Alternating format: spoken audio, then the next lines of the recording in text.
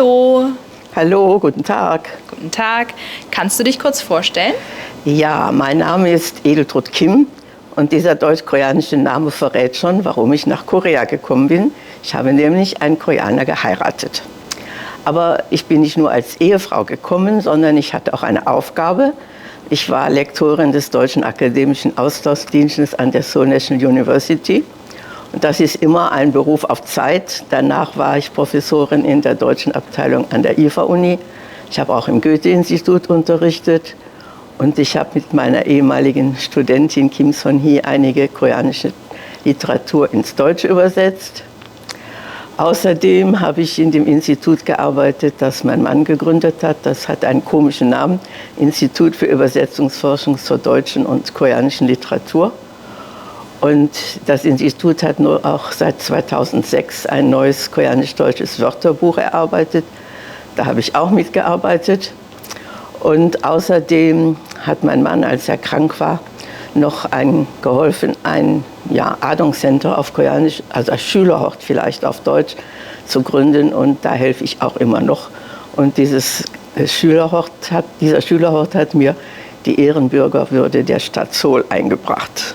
Wow, das hört sich nach einem sehr erlebnisreichen Leben an.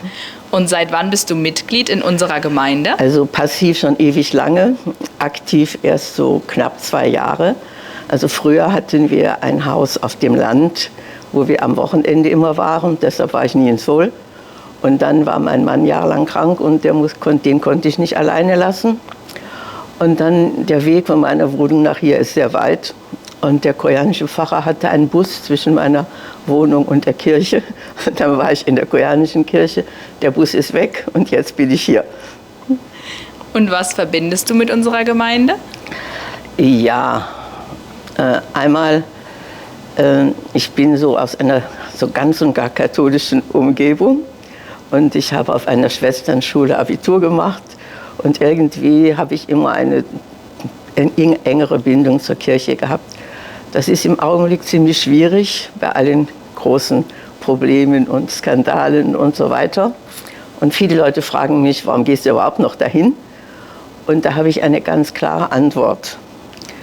Die Skandale und alles ist furchtbar schlimm und frustrierend und enttäuschend, aber es gibt Abertausende von Priestern und Ordensleuten und Laien, die in kirchlichen Instituten arbeiten, die ganz hingebungsvoll, opferbereit und absolut gewissenhaft ihre Aufgaben erfüllen.